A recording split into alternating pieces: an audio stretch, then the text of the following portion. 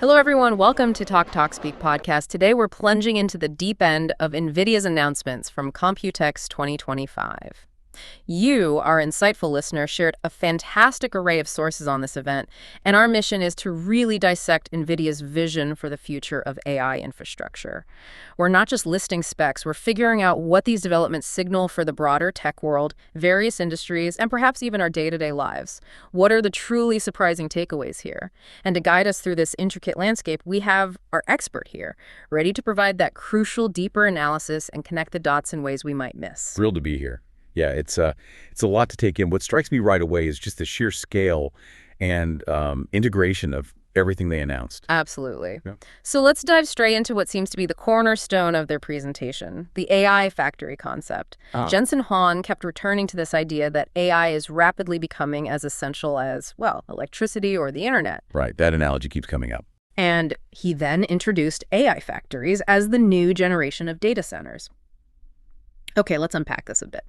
Instead of simply being power-hungry computation hubs, these factories are envisioned as actively producing something, and that something is tokens, the fundamental output of AI models. That's a really significant shift in perspective, isn't it? If we look at the bigger picture, Huang is essentially recasting AI infrastructure. It's moving from being seen primarily as a massive, all that processing power to a generator of tangible economic value. It's about output, not just input. Exactly. It's about the value created. Precisely. And he had a quote that really crystallized this. AI is now infrastructure, and this infrastructure, just like the internet, just like electricity, needs factories. These AI data centers are, in fact, AI factories. You apply energy to it, and it produces something incredibly valuable, and these things are called tokens. It really prompts you to consider the implications of essentially manufacturing intelligence and the economic weight that carries. It's almost like minting digital value. That's a great way to put it. By framing it as a production process with a defined output, these tokens, NVIDIA is aiming to make the massive investment in AI infrastructure more palatable and understandable for businesses. It's about the return on that energy investment in a very direct way. Okay, so moving beyond the factor metaphor, NVIDIA outlined an evolutionary path towards agentic AI and then physical AI. Can you elaborate on what those entail? Certainly. Agentic AI, as Huang described it, represents a move towards AI systems that can not only understand data, but also reason about it, formulate plans, and then act autonomously. Think of them as like digital workers, capable of using various tools and even collaborating with other AI agents to achieve complex goals. Okay. As he put it, this leads us to agentic AI able to understand, think, and act. Agentic AI has the ability to reason, use tools, and work with other AIs. Imagine an AI assistant that can not only schedule your meetings, but also proactively research attendees, maybe prepare an agenda based on past interactions, and even draft follow-up emails all on its own. So we're looking at AI that can handle more intricate tasks with less constant human handholding. Exactly. And building on that foundation is physical AI. This is where AI transcends the digital realm and begins to truly understand and interact with the physical world around us. The ultimate destination, according to Huang, is the realm of general robotics. He stated, beyond that is physical AI that understands the world. The phase after that, he said, is general robotics. General robotics. Wow. Yeah, think about robots not just performing pre-programmed tasks on an assembly line, but robots that can understand a cluttered warehouse, identify a specific item, navigate to retrieve it, adapting to unexpected obstacles. That kind of thing. That's a monumental leap in capability, and NVIDIA sees a significant economic landscape opening up here, right? A huge market. Oh, absolutely. Huang envisions a trillion-dollar market emerging from this progression. Agentic AI driving a new era of digital labor and physical AI revolutionizing industries through highly capable robotics. What's fascinating is how NVIDIA is positioning itself not just as a component provider, but as the fundamental platform enabling this future economy. They're providing the core intelligence and development tools for these AI agents and robots. Right, the underlying engine for it all. Now, a lot of this hinges on the capabilities of their Blackwell architecture. It seems they're really consolidating their offerings around this. Precisely. Huang emphasized that Blackwell is architected as a unified platform. It's designed to span the entire spectrum of computing, from massive cloud data centers and enterprise servers down to individual devices and edge computing applications. This unified approach, simplifies development and deployment across different scales. Makes sense. And the flagship announcement was the GB300 NVL72, a truly massive rack-scale system. Right, I saw that. Packing in 72 Blackwell Ultra GPUs and 36 Grace CPUs, all kept cool with liquid. The performance figures they were quoting were quite breathtaking. Indeed, they're claiming a 50-fold increase in AI inference throughput compared to their previous Hopper architecture, 50x. And it's specifically designed for what they term test-time scaling inference. To put it in perspective, the preliminary specifications, like 1400 FP4 PFLOPS with sparsity, that represents an almost unimaginable level of raw computational power within a single rack. It's hard to even grasp. Yet this kind of performance isn't just incremental. It fundamentally unlocks the possibility of training much larger, more complex models in a fraction of the time. It could accelerate breakthroughs we can't even imagine yet. And then we have the Blackwell Ultra GPU itself, which sounds like an even more powerful iteration of the chip. Exactly. It boasts a massive 288 GBP of HBM3E memory. That's a substantial increase, 1.5 times more than standard Blackwell. And they're claiming a 1.5 times boost in AI compute FLOPS compared to the standard Blackwell, along with double the acceleration for those crucial attention layers in large models. Okay, so really targeted at the biggest models. Clearly targeted at running the most demanding AI models with incredibly large context windows. Think of models that can process and understand vast amounts of information in a single pass. This incredibly fast and large memory pool allows the Blackwell GPUs to juggle the massive data sets required for cutting-edge AI without, hitting bottlenecks. It's like a chef having all their ingredients prepped and within easy reach. Good analogy. They also mentioned the GB300 server unit is expected soon, promising another significant performance jump over the already powerful GB200. And it sounds like the major cloud providers are already placing massive orders. That level of early commitment from the hyperscalers is a strong indicator, right? It shows the industry's confidence in the Blackwell platform.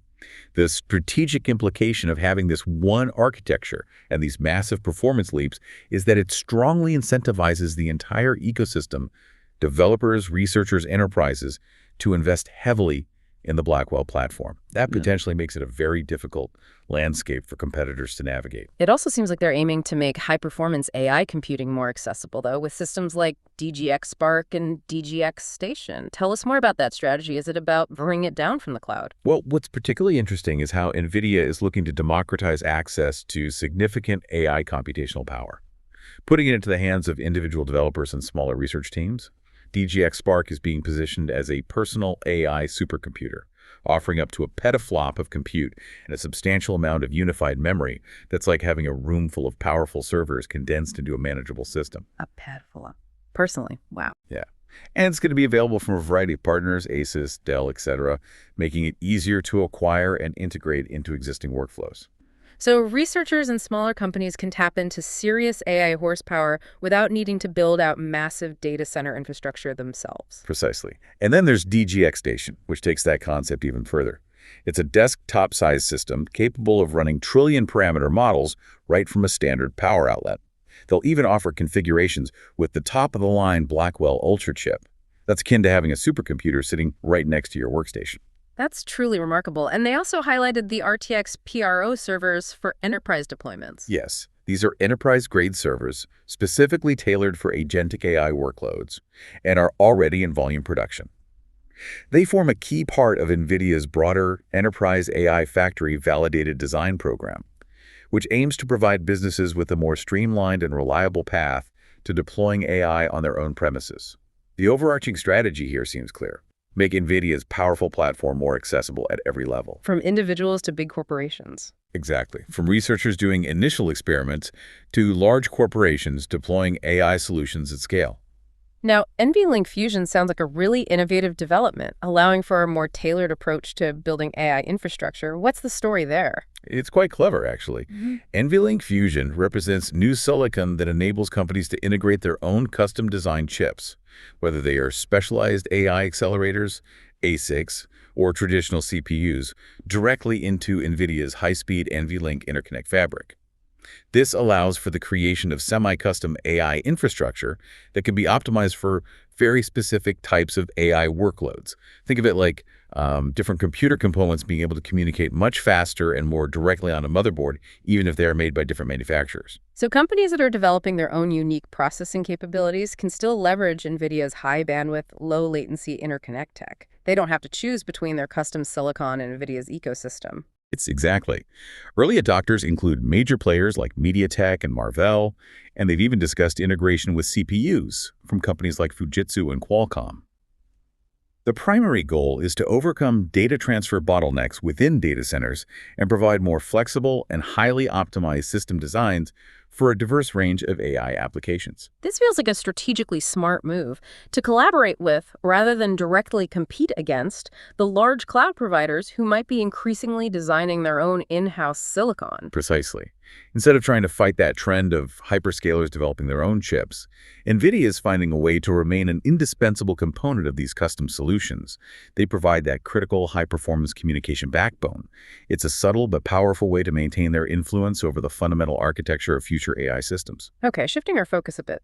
Almost a different world here. They also announced a new consumer graphics card, the GeForce RTX 5060. What are your initial thoughts on that? It felt a bit tacked on after all the AI factory talk. Yeah, it was brief. While the majority of the keynote was heavily focused on the data center and AI infrastructure, NVIDIA did briefly introduce the RTX 5060, positioning it as an entry-level offering at $299 with a claimed performance improvement over the previous generation, particularly when utilizing their DLSS frame generation technology. However, it seems like the initial reception to this particular card has been somewhat mixed, maybe underwhelming. That's a fair characterization. Yeah. There have been discussions and concerns raised regarding its AGB of video memory, the VRAM, some questioning whether that will be sufficient for future gaming titles. Early reviews and user feedback have also indicated inconsistent performance in certain scenarios, and there were reports of somewhat restrictive conditions placed on reviewers prior to launch, which didn't sit well with everyone. Right, the RTX Blackwell bug whispers too. And there have even been some comparisons showing the older RTX 4060 outperforming the new 5060 in specific benchmarks, which is, not ideal. It does make you wonder if NVIDIA's strategic priorities are now heavily skewed towards the incredibly lucrative data center and AI markets. Jensen Huang himself even noted that GeForce now occupies less prominent space in their keynotes.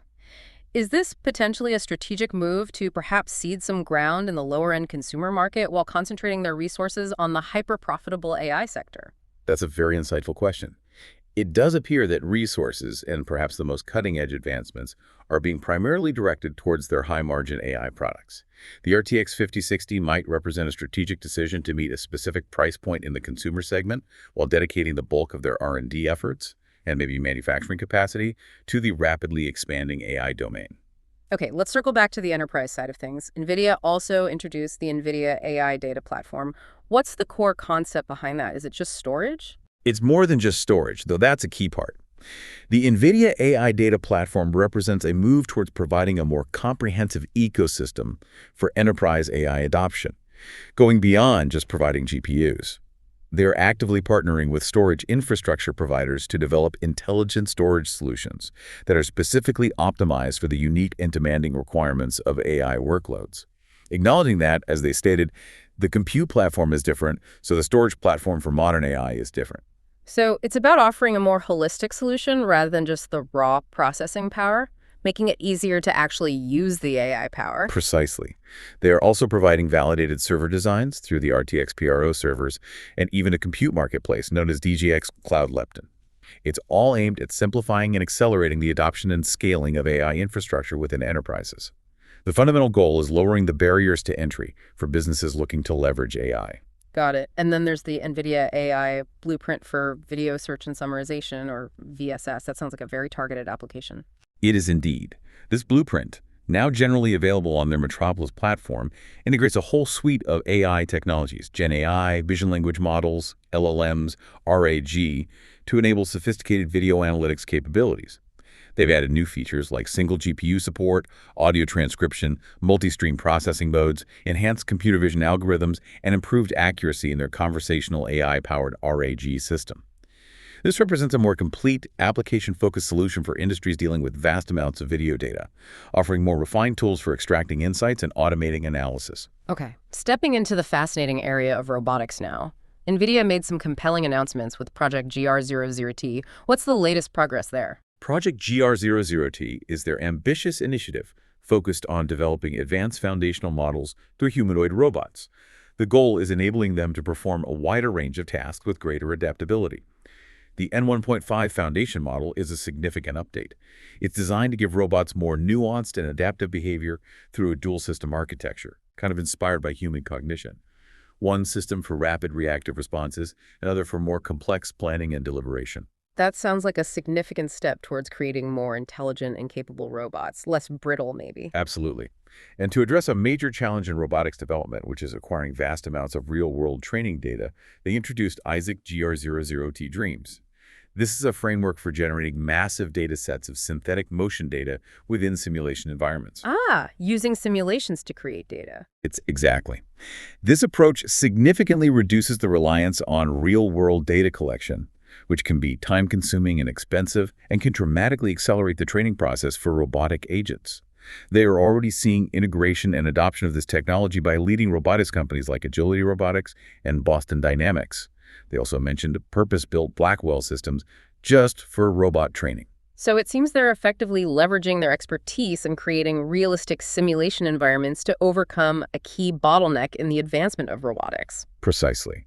And all of this development in robotics and AI agents ties into their Omniverse platform. How is that playing a connecting role? Well, Jensen Huang highlighted how major Taiwanese manufacturing powerhouses, including TSMC and Foxconn, are leveraging NVIDIA Omniverse to construct detailed digital twins of their factories. They use these for optimization, driving what he refers to as industrial physical AI. They've even forged partnerships with DeepMind and Disney on a physics training engine for robotics called Newton. So Omniverse is increasingly becoming the foundational platform for creating these highly realistic digital environments. Places where companies can design, simulate, and optimize real-world industrial processes. Crucially, it also provides a virtual training ground for AI agents and robots, allowing them to learn and refine their skills in a safe and cost-effective virtual setting before they are deployed in the physical world. It all seems very interconnected, and Taiwan appears to be assuming a really pivotal role in NVIDIA's future strategic outlook. Indeed, very much so. They announced a significant collaboration with Foxconn and the Taiwanese government to establish a massive AI factory supercomputer. This will be powered by an impressive 10,000 Blackwell GPUs. Notably, TSMC will also be utilizing this infrastructure for their advanced research and development efforts. Huang repeatedly emphasized the strategic importance of Taiwan and their deep commitment to building AI for Taiwan, recognizing the island's critical position in the global tech supply chain. And they're further solidifying their presence there with a new, larger office facility. That's correct. The announcement of the new, expanded NVIDIA Constellation office in Taipei clearly signals a long-term commitment. They're growing their R&D operations and strengthening their partnerships within the Taiwanese technology ecosystem. It's a move that underscores the strategic importance they place on the region. Okay, finally, we need to discuss COMPUTEX. It sounds like that's the fundamental software layer that underpins pretty much everything they do. It truly is.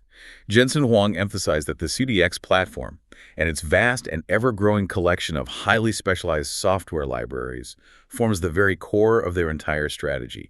He even called it what started it all. These libraries extend the computational capabilities of NVIDIA GPUs into an incredibly diverse range of scientific and industrial fields: genomics, weather prediction, quantum computing, medical imaging, lithography, deep learning frameworks. The list goes on. And the sheer size and activity of their developer ecosystem must represent a formidable advantage, a huge moat. It's an incredibly powerful barrier to entry for competitors. The larger the base of developers who are proficient in and actively building upon the CUDA platform, the more valuable the platform becomes. It creates this strong network effect. It's arguably NVIDIA's most defensible and sustainable competitive advantage. Yeah. As Huang himself noted, the larger the install base, the more developers want to create libraries, the more amazing things are done. Better applications, more benefits to users. So, as we synthesize all of this, wow, it's a lot. What are your key overarching takeaways from NVIDIA's COMPUTEX 2025 announcements? What's the big picture? Well, NVIDIA is unequivocally doubling down on its vision of an AI-driven future. They're positioning themselves as the indispensable infrastructure provider across the entire spectrum: massive data centers, personal AI devices, robotics, the works. The Blackwell architecture represents a significant leap in computational capability, no doubt. And their ambitious push into the realms of robotics and physical AI is truly transformative in its potential. Their strategic collaborations, particularly within Taiwan, and the sheer strength and breadth of their COMPUTEX software ecosystem are absolutely crucial pillars supporting their long-term strategy. But, while they hold a dominant position, it's important to remember the landscape is constantly evolving. They will undoubtedly face emerging competition, maybe from AMD or others, and potential shifts in various market segments, like we saw with the consumer GPU reception. Yeah, it certainly feels like NVIDIA is aiming to become as foundational to the AI era as companies like Intel and Microsoft were to previous technological revolutions. Something for you, our listener, to really contemplate is the potential societal impact of these AI factories and the rise of agentic AI. What will it truly mean to have intelligence manufactured at scale? What are the potential transformations we might see in our workplaces and daily lives as autonomous AI becomes more prevalent? It's a fascinating and rapidly unfolding landscape. Indeed. And the intricate geopolitical dynamics surrounding the development and deployment of AI infrastructure, plus the resilience of global technology supply chains, those will continue to be critical factors shaping the trajectory of this entire industry. Thank you for lending your expertise to this deep dive into the world of AI infrastructure. Really helped break it down. My pleasure. Always fascinating to track NVIDIA's moves. Thank you for joining us. See you next time.